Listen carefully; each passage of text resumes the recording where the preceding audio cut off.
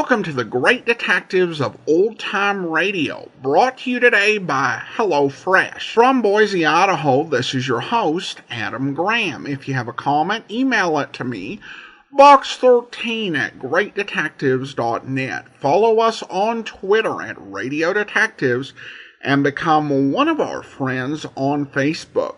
Facebook.com/Radio Detectives. Today we're going to bring you an episode of yours truly, Johnny Dollar, dated January 5th, 1952.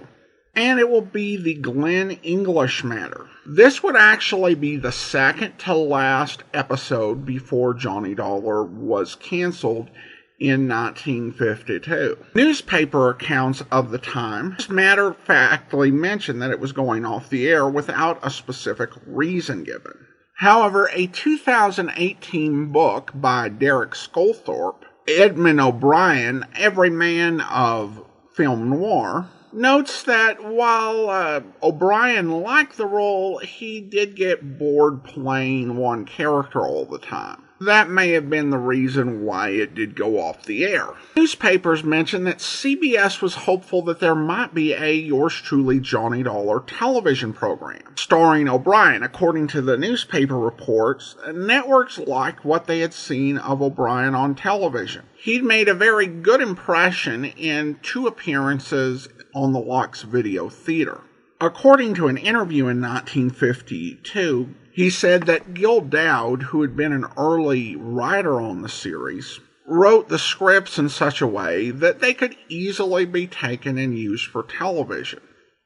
O'Brien ultimately decided not to do the television show, saying that there's no percentage in doing someone else's series. That's why I turned down the offer. I'm not certain I understood what he meant, given that he would later do a couple of other TV series that other people were producing and writing.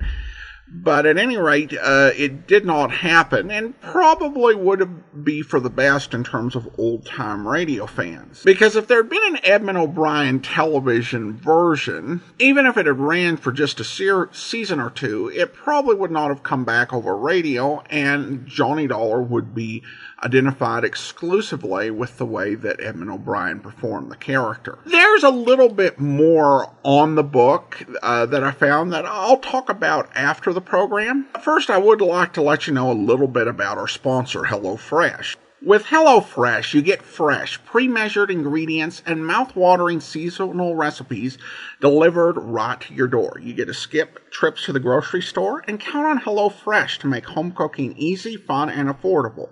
And that's why it's America's #1 meal kit. HelloFresh offers 25+ recipes to choose from each week, from vegetarian meals to craft burgers and extra special gourmet options. There's something for everyone to enjoy, with all the recipes designed and tested by professional chefs and nutritional experts to ensure deliciousness and simplicity. And there are, of course, a lot of different meal kit companies out there, but HelloFresh has been named Newsweek's most trusted meal kit company of 2021, with over 4 million households served. My wife and I tried out their service. I really love their hearty black bean and poblano soup. They threw in everything, even the blue corn tortilla chips for dipping in the soup. Wife quite enjoyed their shrimp salad recipe and saved the card so that she can replicate it herself at home. Go to HelloFresh.com/detectives12 and use the code detectives12 to get 12 free meals, including free shipping. Once again, that's HelloFresh.com/detectives12 and use the code detectives12 to get 12 free meals, including free shipping.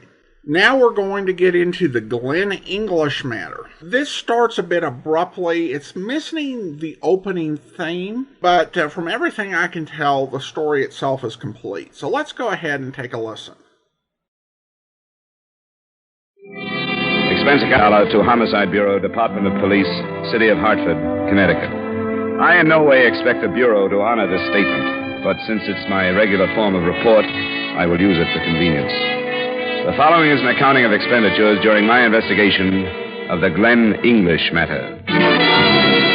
My interest in the case has been a purely personal one. I have no fault to find with official procedure after his death or after the 2-year-old murder that was at the bottom of the whole thing. I'd known Glen since about 1947, the girl he married longer than that. In 49, after studying under the GI Bill, he turned in his private operator's license and opened his own law office. Since then, I've called on him when I needed something, and he's called on me. So it wasn't unusual that he phoned me at about 10:30 the night before I read of his death.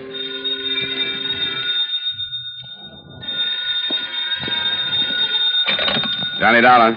Hi, Tin Star. Who's this? That champion of perjured testimony? Got any to sell? Nothing that you could afford. How are things, Glen? Okay. I'd like to ask a favor of you, Johnny. Sure, what is it?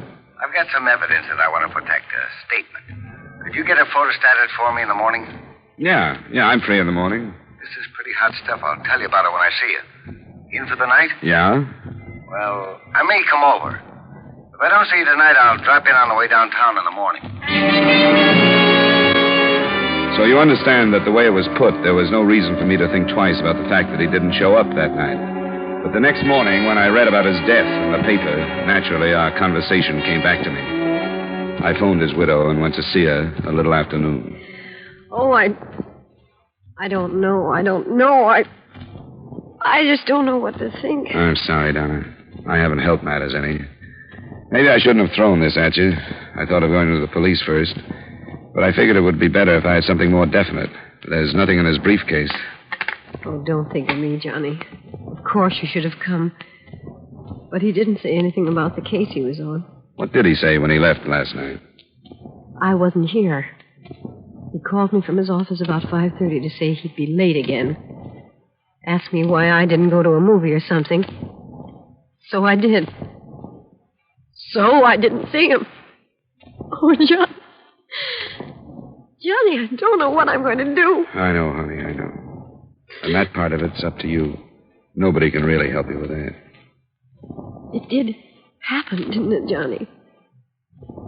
I'm not going to open my eyes and see him next to me. And everything all right again.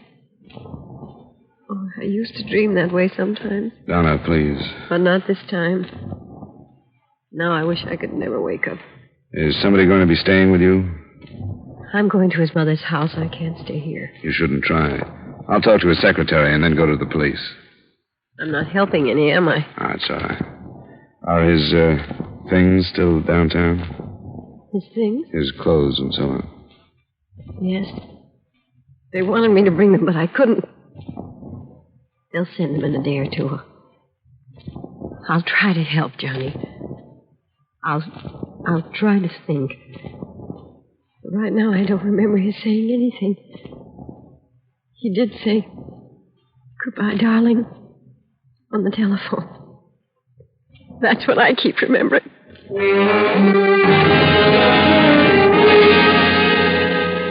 I hadn't been with him very long, Mr. Dollar. Not long enough to know as much about his business as much as some secretaries know about their employers. You know what I mean. Yeah. When I left the office at 5 last night, he said he had some work to do and would lock up. I asked him if he wanted me to stay, but he said it wasn't necessary. Can we find out what the work was that kept him? Well, he said something about a new client coming in. And you don't know who it was? Well, he didn't say, Mr. Dollar. He didn't mention a name. You don't mind if I take a look through the office, do you, Miss Rose? Well, I suppose it's all right. Nobody's told me what to do about it. Well, you might as well start getting everything together so we can move it out. Let me know what's coming to you in the way of salary. I'll give it to you, plus a month. Yes, sir. I'm awfully sorry about Mr. English. He was such a nice man.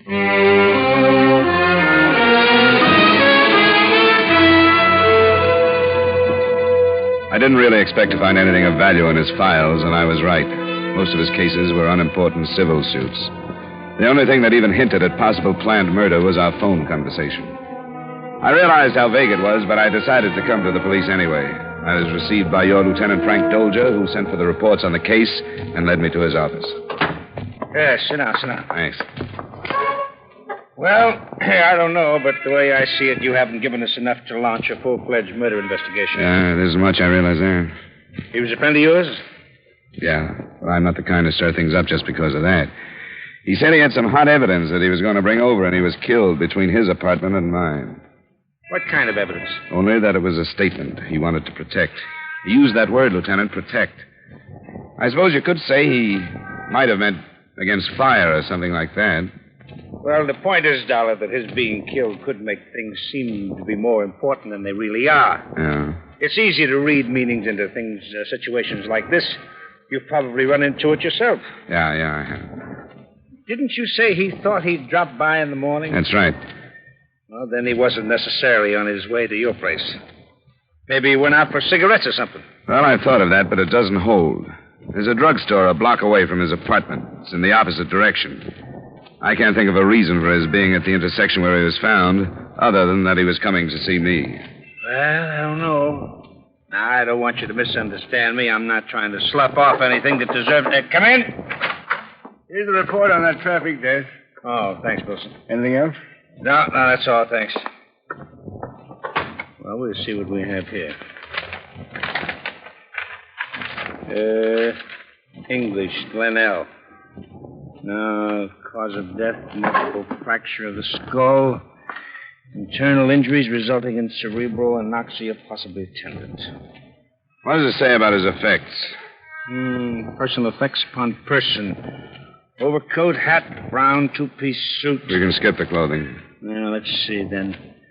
Signet ring, left ring finger, checkbook on Plymouth Bank. Cigarettes, lighter, here. Wallet containing $38. Driver's license, personal business cards, membership cards to, Yeah, there's nothing there. Well, I'm afraid nothing that looks like this evidence you speak of, this statement. There we are again, Lieutenant. It could mean one of two things. That he didn't have it with him and his death was accidental. Or it could mean that it was taken from his body after he was killed. But everything so far is based on supposition. I know it is, Lieutenant. I know that you can't assign a squad of men every time some crank comes in with an idea. If you can bring us anything definite, Dollar. Yeah. Well, believe me, I do understand, Lieutenant. You suppose I could talk to the autopsy surgeon as long as I'm here? Sure. Certainly you can. It's, Dr. Ramsey. And you'll find him a very cooperative man.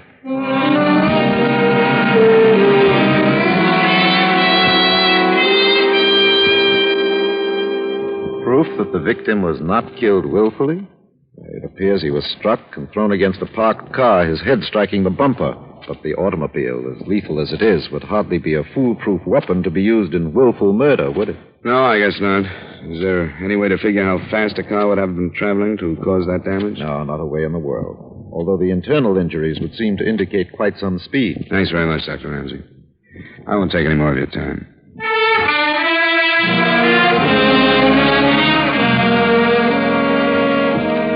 I want to repeat, I have no fault to find with the department. I got nothing but cooperation. The photographic lab showed me the pictures of the scene. The investigating officers gave me their reports. But since everybody's conclusions had already been drawn, I saw or heard nothing that didn't support the theory of hit and run. Everyone agreed it couldn't have been anything else.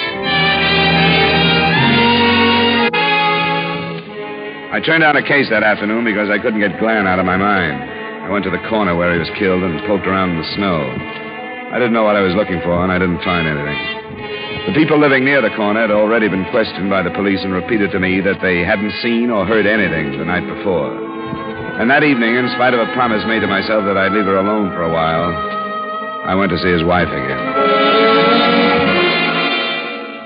It's all right, Johnny. Something happened to me after I got here and spent some time with his mother. She's so brave, I feel ashamed of myself.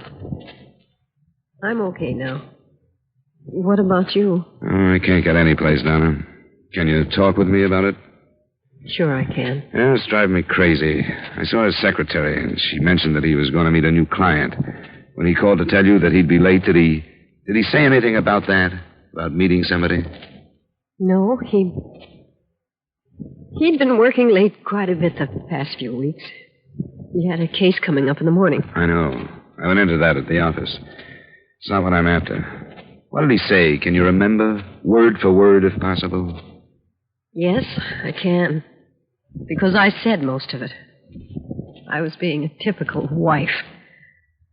I didn't like him working at night, and I lost my temper. I didn't give him a chance to explain anything.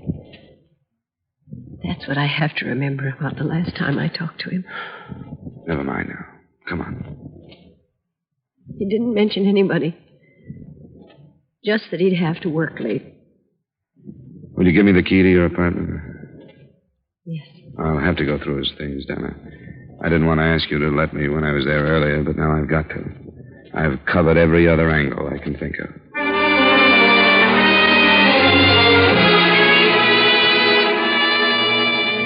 I don't know why I felt almost ashamed about going through Glen's things, except that a close friend shares with you everything he wants you to know about him.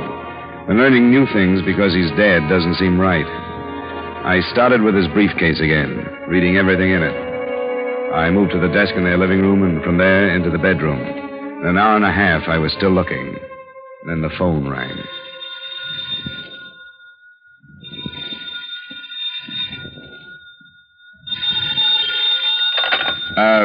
Hello? Is Mrs. English there? No, she isn't. Who's this?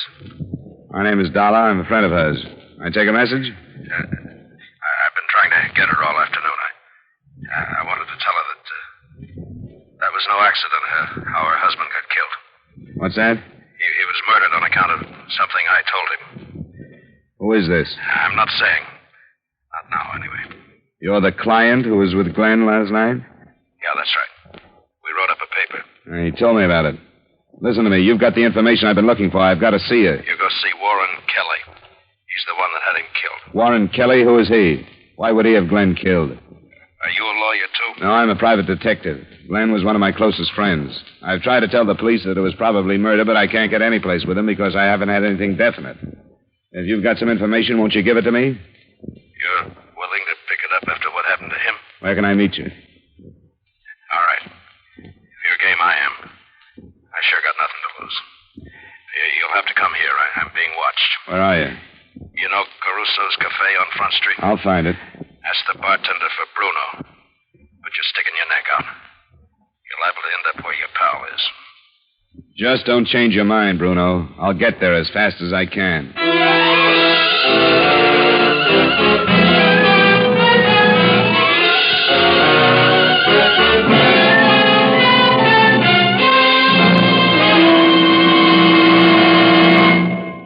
We'll return to yours truly, Johnny Dollar, in just a moment.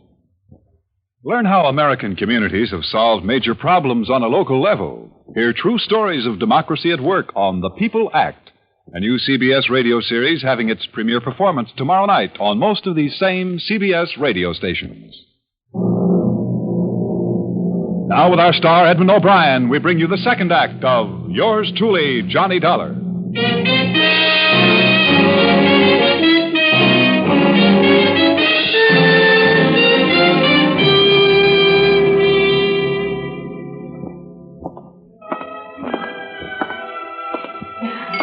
Good evening, sir. What do you have? I came to see Bruno. Said you could tell me how to find him. What's your name? Dollar? Listen, you buy one drink and look like a customer. Okay. Bourbon and soda, then. Right away. This all right? Yeah, that's good. What's the matter with him anyway? He gonna get killed? I don't know much about it yet. Well, he's my friend since we was kids, so I help him. But I don't like it. I don't like trouble. There. You drink that, then you go back where you see the restroom signs. Yeah. And you see one more door. And through that, you find the stairs. He's up there in the storeroom. The office is at the end. Okay, thanks. What do I owe you? 60. Okay, keep it, and thanks again.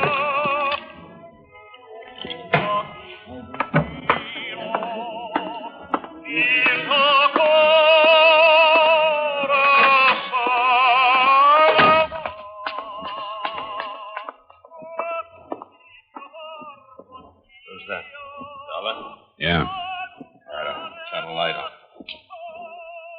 All right, come on in the office. Is it Mr. Bruno? Yeah, it's Bruno Vic.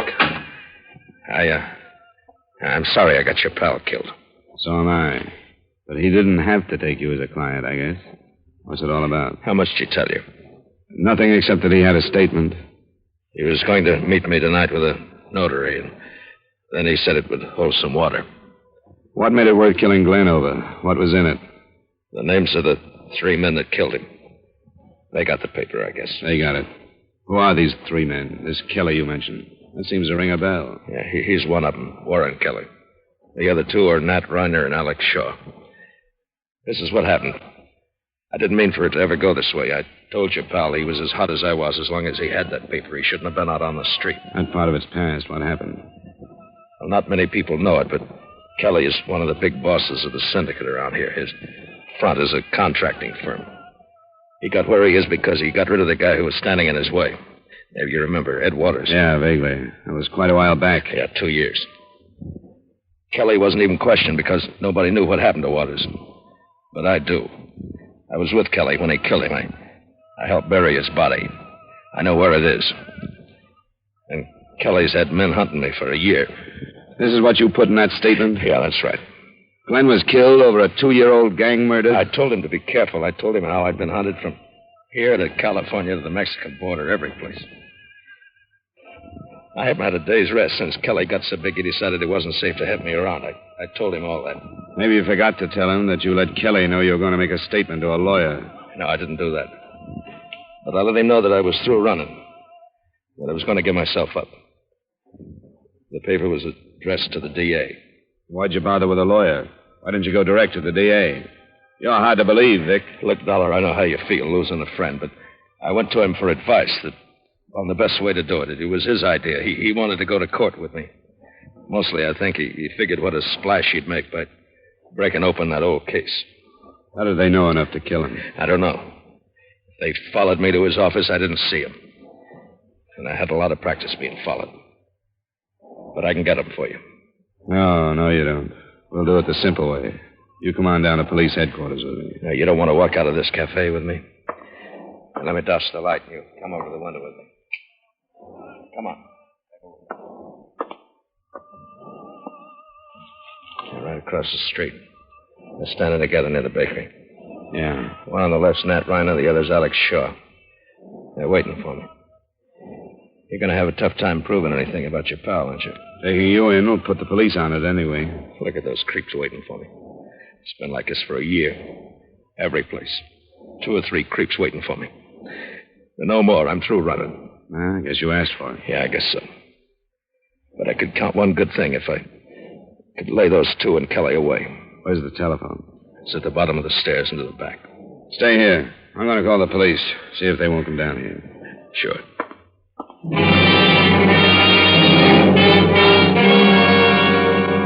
I realized that I still faced the same situation. I was phoning in about a material witness and 2 suspects in the death that the police had filed as accidental. Lieutenant Tolger was off duty, and the desk sergeant wouldn't give me his home number. I gave up in something less than 5 minutes, but during that time, Bruno Vick had come down the stairs and passed without my seeing him. The first inkling I had of what he was doing was a shout from the bartender. Bruno, where you going? Vic, come back! Where you going? He's got a gun! Vic, don't be a fool! Ryder, Shaw, you're waiting for me. What happened? What's going on? Vic. Is that Bruno? Bruno, is he dead? Yeah, he's dead. Who's that one in the street?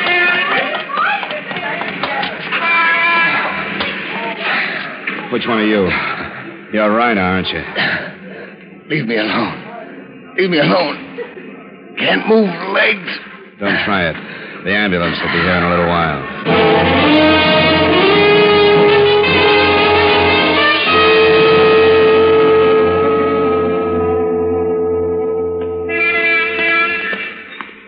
Well, Dollar, they tell me you finally made a murder case of it. I finally have something like evidence that's what it was from the beginning. This one is Bruno Vick. He's the one who made the statement Glen English was killed for.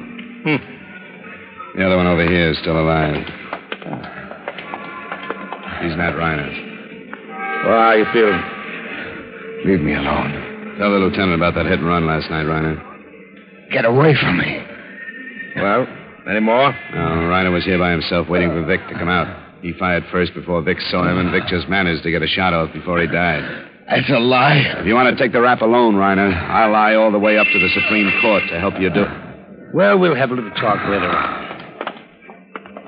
Tell me how this happened, Dollar. Well, Vic was holed up on the second floor of the cafe. I was in the phone booth downstairs when he started out. From what he said to me, I think he came out knowing he was going to be killed. I don't quite understand. I'm not sure of this, but it seems to me that he realized how hard it would be to prove anything in Glen's death, so he sort of offered his own as something to nail them with. Very Dozier. Sergeant Wilson? Over here, sir. Oh, yeah. I seem to have something. This one, sir, Bruno Vic. He was carrying a letter addressed to the district attorney. As testimony in a court of formal law, I don't think Vic's unwitnessed letter would have been worth anything. But under the circumstances of the case, it was pretty strong police evidence. It obviously was as close as possible a duplicate of the statement given Glen English, in content at least. But it opened... In a way, you could call this a dying statement, because I'm not going to run anymore, and they're waiting for me. He went on to describe the 2-year-old killing of Ed Waters and concluded with his theory as to how Glen English was killed.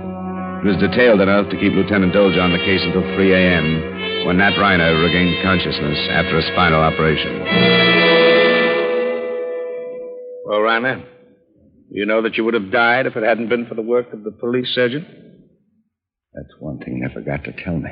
Did they tell you what you said under the anesthetic? I didn't say anything. Truth serum or a lie detector is going to bring out the same things. Like what?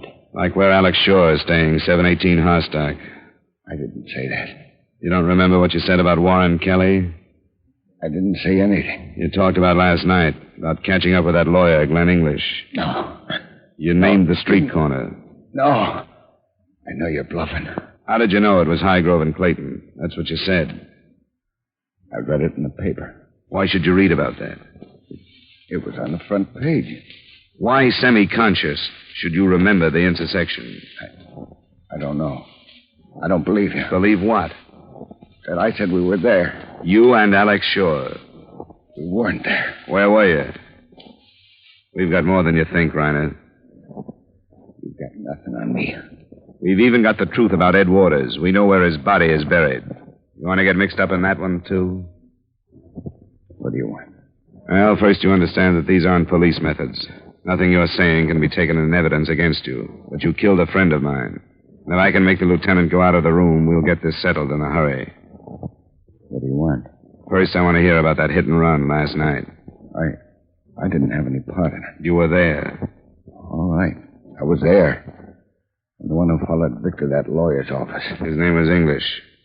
I followed them home, and we waited for him.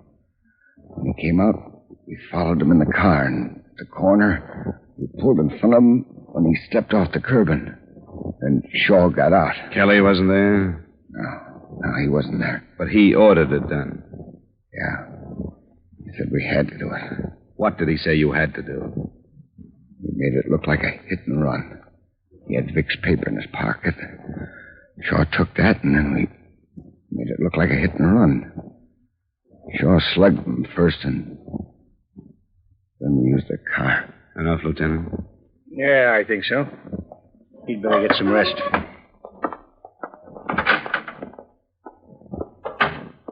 It's pretty late. I have 2 squad cars standing by to go after Alex Shaw. I didn't mean it was too late for that, Lieutenant. You think he'll be there? He's there. I got a report he arrived not 20 minutes ago.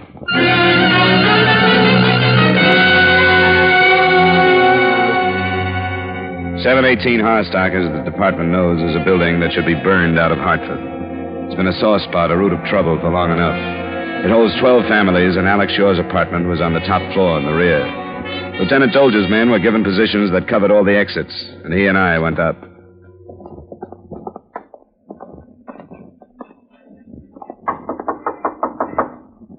Yeah? Who is it? Police, Shaw. Let us in. What do you want? You were identified as being in that shooting scrape in front of the Caruso Cafe. Come on, let us in. Shaw, I do have a warrant. He's trying something. Let's go in. Okay. Try the panel. I can reach the knob now. The window there. Nelson! Nelson! Yes, Lieutenant! We're in his rooms and he's not here. Hey, there he is, Nelson. On the roof across the way. They'd better stop him. He's a killer, Lieutenant. Nelson! Tell him to open up! Open up!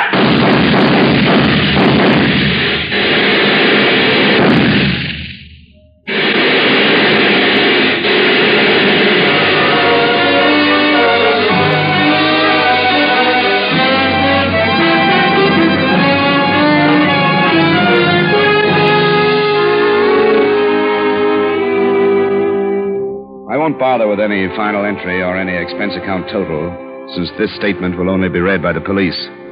But I will include remarks.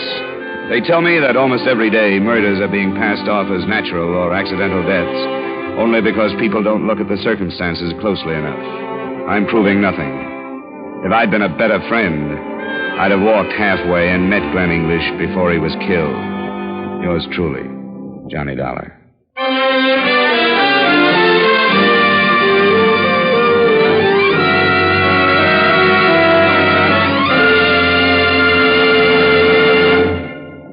Yours truly, Johnny Dollar, stars Edmund O'Brien in the title role and is written by Gil Dowd with music by Wilbur Hatch. Edmund O'Brien can now be seen starring in the Paramount Pictures Technicolor production Silver City. Featured in tonight's cast were Jeanette Nolan, Jim Nusser, Gene Bates, Wally Mayer, Jay Novello, Edgar Barrier, and Bill Conrad. Yours truly, Johnny Dollar, is transcribed in Hollywood by Jaime Del Valle.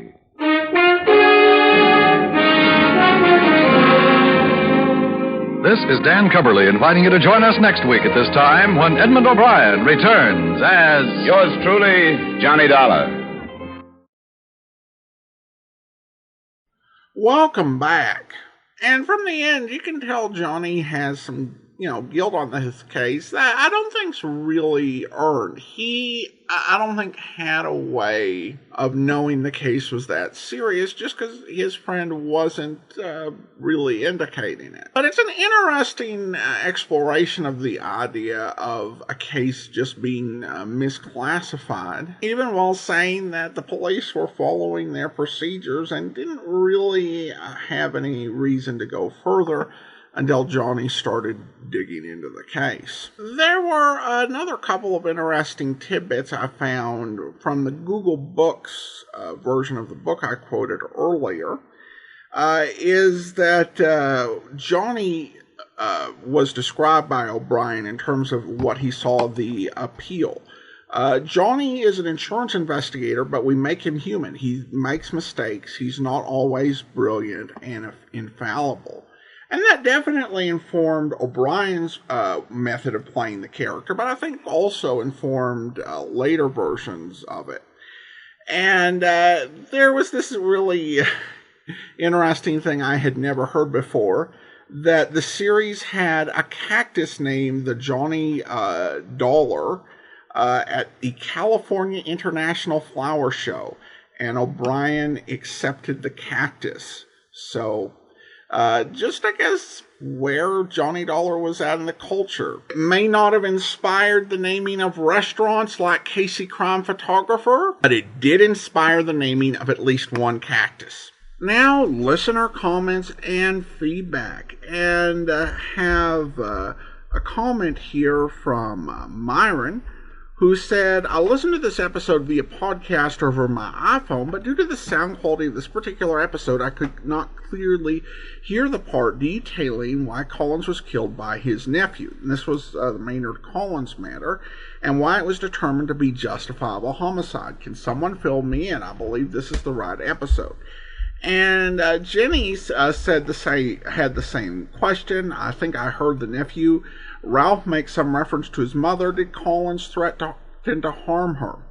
Well, in answer to that, what Ralph actually said, there was part of it that did not come through very well. But he stated that Maynard had been bothering his mother.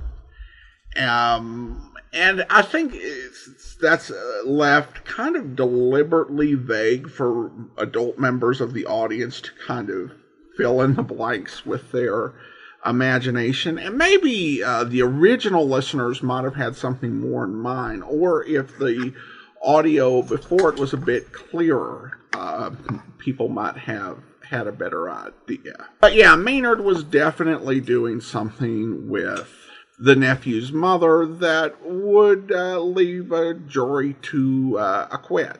Wish I had more specifics, but I don't actually think the script was ever going to be more specific than that. Well, I do want to go ahead and thank our Patreon supporter of the day. Thank you to Natalie, Patreon supporter since July of 2017, currently supporting the program at the Shamus level of $4 or more per month. Thanks so much for your support. Well, that will do it for today. If you are listening to this on YouTube, be sure to like the video, subscribe to the channel, and mark the notification bell. We will be back tomorrow with The Silent Men, and then next Friday, our final Edmund O'Brien episode of Yours Truly, Johnny Dollar. In the meantime, send your comments to box13@greatdetectives.net. Follow us on Twitter at Radio Detectives and become one of our friends on Facebook. Facebook.com/Radio Detectives. From Boise, Idaho, this is your host, Adam Graham, signing off.